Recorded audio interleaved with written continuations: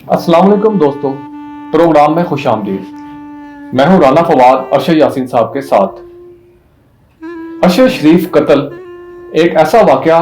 बन चुका है जो पूरे मुल्क में इसकी बाज़गश्त सुनी जा रही है, और कीनिया पुलिस ने जिस तरह से अरशद शरीफ को कत्ल किया उसके शकोक शुबहात भी पहले तो वाज़ेह होना शुरू हुए थे, लेकिन अब तकरीबन क्यास आराइयाँ यही की जा रही हैं कि ये एक जो है ना बाकायदा तौर पे प्लानिंग के साथ कत्ल किया गया। अरशद यासीन साहब का इस हवाले से बहुत ज़्यादा रिसर्च है, उन्होंने इस चीज़ को डिग आउट करने की कोशिश की कि वाक़यात और शवाहिद से के मुताबिक क्या हुआ, लोगों से बातचीत भी की और इंटरनेशनल मीडिया क्या कह रहा है। अरशद साहब, ये बताइएगा कि आपको क्या समझ आ रही है कि ये वाक़या असल में है क्या? देखिए राना साहब, मैंने क्योंकि जिस तरह आपने कहा, मैंने पाकिस्तान में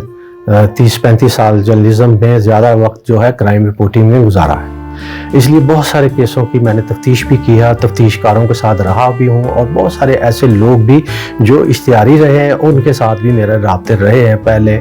और उनके रोशनी में मैं आपको बताऊं कि मुझे एक दो दोस्तों से मैंने राब्ता किया तो मुझे ये बताया गया कि कीनिया पाकिस्तान ही नहीं बल्कि दुनिया का वो वाहिद मुल्क है जहाँ पर क्रिमिनल लोग रहते हैं, वहाँ पर इश्तिहारी मौजूद हैं, और हर मुल्क के इश्तिहारी जो हैं वो कीनिया के अंदर जाकर ही पनाह लेते हैं। लेकिन उनकी इनफरादियत ये है कि कीनिया की पुलिस जो है वो खुद ही डेथ स्क्वाड है, जिसको मारना होता है, और किसी भी मुल्क के कोई भी शख्सियात या एजेंसियां ही कम अज़ कम उनको ये सुपारी दे देती हैं, पैसे दे देती हैं कि फ़लाँ आदमी को आप मार दें, वो 24 घंटों के अंदर अंदर उसको मार देते हैं। यही वजह है कि कीनिया के अंदर लातादाद लाशें जो हैं वो हर महीने मिलती हैं जिनका अता पता ही कोई नहीं होता, और कहते हैं कि जी वो डेथ स्क्वाड ने ही मारी होती हैं। अब आपका जो सवाल है अरशद शरीफ के हवाले से, अब अरशद शरीफ वहाँ पर गया, जिस तरह के वो रिपोर्ट सामने आई है उस पर तो यकीन करने को दिल चाहता नहीं है, क्योंकि मैं नहीं समझता कि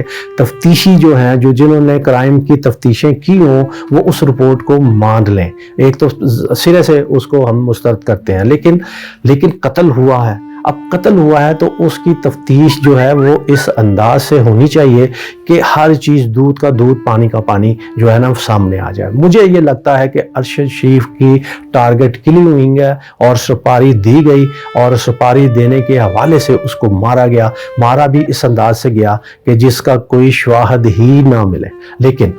इसमें एक बात ज़रूर है, अगर खुरम को शामिल तफ्तीश कर लिया जाए और खुरम ने जिस वक़ार से फ़ोन पर बात की है, ये दो आदमियों को अगर शामिल तफ्तीश कर लिया जाए तो मैं समझता हूँ केस के तह तक पहुँचने में कामयाबी हो सकती है।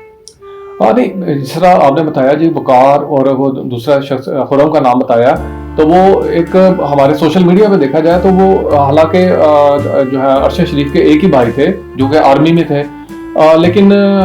वो कहा जा रहा है कि खुरम उनका भाई है, लेकिन इसका हकीकत से कोई ताल्लुक नहीं। ये खुरम कौन हो सकता है? ये मुझे लगता ये है क्योंकि पाकिस्तान के अंदर मैं रात टीवी पे भी देख रहा था, कुछ दोस्तों से बातें भी मेरी हुई हैं, कुछ अरशद शरीफ के जो करीब तरीन लोग हैं वो भी खुरम को नहीं जानते, यहाँ तक कि उनके जो ज़्यादातर मुकदमात जो वकला ले रहे हैं अदालतों में जाते हैं उनको भी ये नहीं पता। और सबसे अहम बात यह है कि वो अरशद शरीफ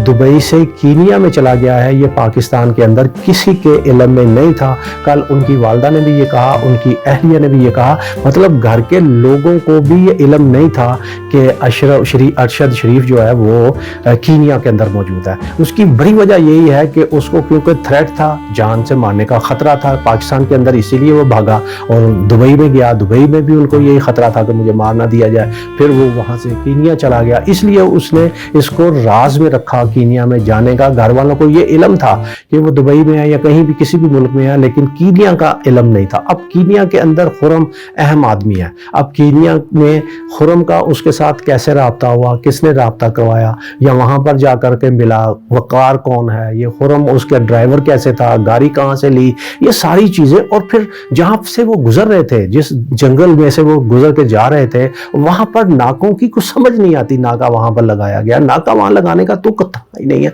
लेकिन ये सारी चीज़ें जो है यकीनन तफ्तीश में आएंगी, लेकिन मैं ये समझता हूँ कि खुरम और वक़ार فی الحال جو معاملات ہیں وہ اگر پاکستان سے باہر کی تفتیش کے معاملات آپ نے جاننے ہیں, اگر تو پاکستان کے اندر اس کی تفتیش کی جانی چاہیے, ہونی چاہیے, تو پھر تو سیدھی سیدھی بات ہے بینیفیشری کون ہے اور اس کے مخالف کون تھے, ان کو شامل تفتیش کیا جائے تو بات سمجھ میں آ جائے گی, کیس کے تک آپ پہنچ جائیں گے. جب آپ کینیا سے اگر اس کیس کو سمجھنا چاہتے ہیں, اس کی تہہ تک پہنچنا چاہتے ہیں, تو اس کے لیے ضروری ہے خرم اور وقار کو شامل تفتیش کیا جائے. جی ارشد صاحب, جیسے پوری دنیا کو یہ معلوم ہے کہ کینیا پولیس اگر کرپشن کے انڈیکس کے حوالے سے دیکھا جائے تو پوری دنیا میں 10ویں نمبر پر آتی ہے, جبکہ پاکستان کا 13واں نمبر ہے. تو دنیا کی بدترین جو پولیس اس میں کینیا پولیس 10ویں نمبر پر ہے, یعنی کہ اس قدر ان کی جو ہے وہ خراب صورتحال ہے ادھر. تو کچھ عرصہ پہلے, کچھ ہفتے ہی پہلے کی بات ہے کہ وہ بھارت کے 2 شہری مسلمان شہری تھے جو کینیا کے صدر کی الیکشن کمپین کے حوالے سے وہاں پر گئے تھے اور وہ لاپتہ ہو گئے تھے, بعد میں قتل کر دیے گئے. جس پر مودی نے وہاں کے حکام سے وہاں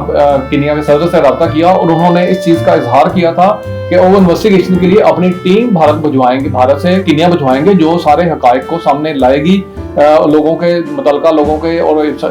بیانات قلمبند کرے گی, اور اس کے بعد پھر وہ اپنی فیکٹ فائنڈنگ رپورٹ بھارتی حکومت کو آگے دے گی. کیا ہمارے پاکستان سے تعلق رکھنے والے ایک صحافی جن کے بارے میں حکومتی اور اپوزیشن حوالے سے بہت سارے تحفظات بھی تھے, لیکن وہ ایک اہم شخصیت تھی دونوں حوالوں سے,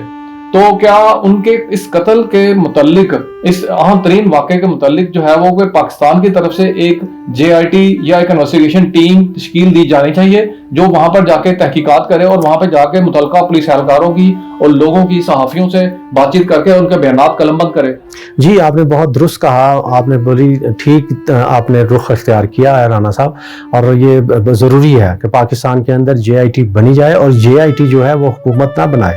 بلکہ اس میں غیر جانبدار لوگ ہوں, کیونکہ حکومت پہ تو انگلیاں اٹھ رہی ہیں. آپ دیکھ لیں کہ جس طرح آپ نے خود بات کی اس میں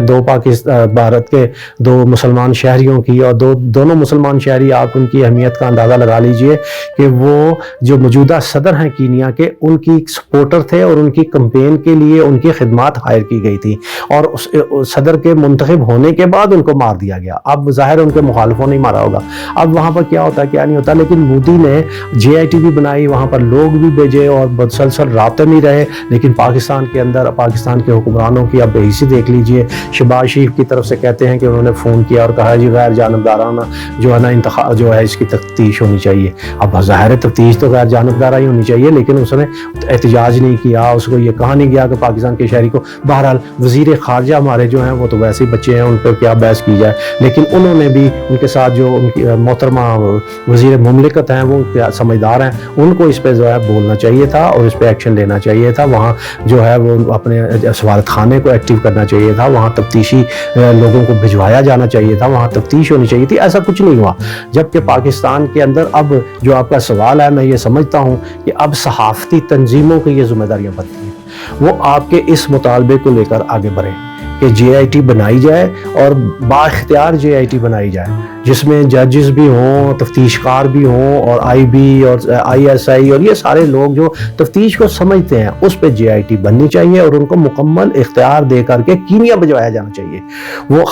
اس کو خرم کو بھی, وقار کو بھی شامل تفتیش کریں. جن لوگوں نے گولیاں ماری کینیا کی پولیس نے, ان کو بھی شامل تفتیش کریں. اور الجزیرہ کے جو رپورٹیں چھپی ہیں, نیشن اخبار جو کینیا کا سب سے بڑا اخبار ہے, اس میں رپورٹیں چھپنے کے حوالے سے, اور جو ہیومن رائٹس کمیشن کے جو لوگ ہیں جو وہاں پر ایکٹیو ہیں اور جنہوں نے رپورٹ مسترد کی کینیا کی پولیس کی, ان سب لوگوں کے بیانات اور جانچ پڑتال کر کے وقوع پر جا کر کے یہ ساری چیزیں دیکھیں, اور اس کے بعد وہ اپنی رپورٹ حکومت پاکستان کو دیں. اور یہ JIT, اور میں سمجھتا ہوں کہ اس میں سپریم کورٹ کو بھی اہم رول ادا کرنا چاہیے, کیونکہ اس سارے معاملات کے اندر رانا صاحب ارشد شریف کا پاکستان سے جانا اور پاکستان میں اس کا عرصہ حیات تو جو تنگ کیا گیا تھا, اس کے لیے انگلیاں جو ہیں حکمرانوں کی طرف اٹھتی ہیں. اب حکمرانوں کی طرف اگر اٹھتی ہیں تو ان سے انصاف کی توقع سچی بات ہے مجھے تو کم از کم نہیں ہے. اس لیے اس پہ سپریم کورٹ کو آگے بڑھنا چاہیے, JIT بننی چاہیے, اور JIT وہاں جا کر کے اپنی رپورٹ سپریم کورٹ کے اندر حوالے جو ہے نا وہ رپورٹ اپنی دے, اور اس معاملے میں صحافتی تنظیموں کو اہم رول ادا کرنے کی ضرورت ہے. ارشد صاحب, جس طرح آپ نے فرمایا, یہ ساری چیزیں آپ نے بتائیں اور ڈیٹیل میں بتائیں, شیریں مزاری نے کل جو بات کی کہ ان کی سپاری جو ہے وہ دی جا چکی تھی، ان کا جو ہے وہ انہوں نے دبے الفاظ میں بات کی، اور اس کے علاوہ کینیا پولیس کا جو موقف سامنے آیا، پہلے ایک پریس ریلیز جاری کی گئی، اس کے بعد ان کی خاتون ترجمان تھے، انہوں نے کوئی جو ہے وہ ان کا پیغام سامنے آیا، اور اس کے بعد جو سٹیٹمنٹس کینیا پولیس کی طرف سے آ رہی ہیں ان میں تمام میں تضاد ہے، ایک دوسرے کو کنٹراڈکٹ کر رہی ہیں، پہلی بات۔ دوسرا، ہیومن رائٹس واچ اور وہاں کے کینیا کے مقامی صحافی اور خاص طور پہ انٹرنیشنل میڈیا، الجزیرہ کو ہم اگر ذکر کریں تو اس کی کافی حد تک جو ہے وہ معلومات جو ہے وہ گراؤنڈ ریئلٹیز کے مطابق ہیں، اور وہ انویسٹیگیٹو بیسڈ باتیں اس میں نشر کی جا رہی ہیں اور اس میں اس کی ویب سائٹ پر آ رہی ہیں۔ ان چیزوں کو مد نظر رکھتے ہوئے کیا شیریں مزاری کی بات کو وزن دیا جانا چاہیے؟ جی بالکل وزن دیا جانا چاہیے، وہ وفاقی وزیر رہی ہیں اور اس وقت بھی بہت باخبر خاتون ہیں، اور اگر اس نے یہ کہا ہے کہ اس کی ہیڈ منی دی جا چکی تھی تو ان سے بھی پوچھا جانا چاہیے، جی آئی ٹی بنائی جائے گی جو، ان کو بھی ان سے جا کر کے ان کا بیان لینا چاہیے کہ ان کی انفارمیشن کیا ہے، کس نے ہیڈ منی دی، کس نے وصول کی کیا۔ اور یہ بات تو دیکھیں، یہ اس میں دوسری رائے کوئی ہے نہیں ہے، ارشد شریف خود اپنے ذاتی دوستوں کو یہ کہتا رہا کہ مجھے جان کے مارنے کا خطرہ ہے اور مجھے کسی وقت بھی مارا جا سکتا ہے اور میرے پیچھے لگے ہوئے ہیں لوگ۔ اب کون لگے ہوئے ہیں، کون انہوں نے، ممکن ہے ارشد نے بہت کلوز جو لوگ ہیں ان کو یہ بتایا بھی ہو کہ کون ہے، لیکن جو چیزیں سامنے آئیں، جو تاثر ملا جس حوالے سے، وہ بھی اپنی جگہ پہ موجود ہے اور بڑا اہم ہے۔ اس حوالے سے بھی جی آئی ٹی جو ہے بنے گی تو وہ یقیناً ان سے بھی بات کرے، ان سے بھی تفتیش کرے، اور یہ سارے معاملات ہیں۔ بہرحال یہ قتل ہوا ہے اور بڑے ایک صحافی کا قتل ہوا ہے، بڑے صحافی کا قتل ہوا ہے، اور میں یہ سمجھتا ہوں رانا صاحب یہ پاکستان کا وہ صحافی ہے جس نے کبھی فیک نیوز نہیں دی، اور جو بھی رپورٹیں دی ہیں وہ ڈاکومنٹس کی بنیاد پہ دی ہے، اور ساتھ ساتھ وہ کاغذ پڑھ کے سنایا بھی کرتا تھا اور دکھایا بھی کرتا تھا، اور صاف ثابت ہوتا تھا کہ یہ ثابت کر رہا ہے، اپنی سٹوری کو ثابت کر رہا ہے۔ اور یہ میں نے پہلا صحافی دیکھا تھا جو اس میں اعداد و شمار سے اور دستاویزات سے باہر نکل کے کوئی بات ہی نہیں کرتا تھا۔ تجزیے، تبصرے یہ اس کے بہت کم ہوتے تھے، اس کی جتنی سٹوریاں ہیں آپ اس کو اٹھا کر دیکھ لیجئے، اس نے وہ ساری جو ہیں وہ اس نے ڈاکومنٹس کی بنیاد پہ اس نے سٹوریاں دی۔ جی، جس طرح ارشد صاحب نے فرمایا کہ انہوں کی جو ہے ارشد شریف کی جو ہے وہ صحافت بھی وہ انویسٹیگیٹو بیسڈ ہوتی تھی، اور انہوں نے جب بھی کوئی سٹوری دی تو وہ ڈاکومنٹس کی بنیاد پر دی۔ اب ارشد شریف کا قتل کا جو معمہ ہے اس کو حل کرنے کے لیے حکومت کو اپنا کردار ادا کرنا چاہیے، کیونکہ ارشد شریف کے قتل کے بعد بہت سارے حلقوں کی طرف سے کچھ شکوک و شبہات کا اظہار بھی کیا جا رہا ہے۔ ان شکوک و شبہات کو زائل کرنے کے لیے اب حکومت کی ذمہ داری بنتی ہے کہ وہ اس قتل کا معمہ حل کرنے کے لیے اپنا کردار ادا کرے، اور جہاں تک بھی ہو سکتا ہے وہ اپنی جو ہے وہ اثر و رسوخ استعمال کرے، اور اپنے جی آئی ٹی کو تشکیل دی جائے اور وہاں پر جائے اور اپنا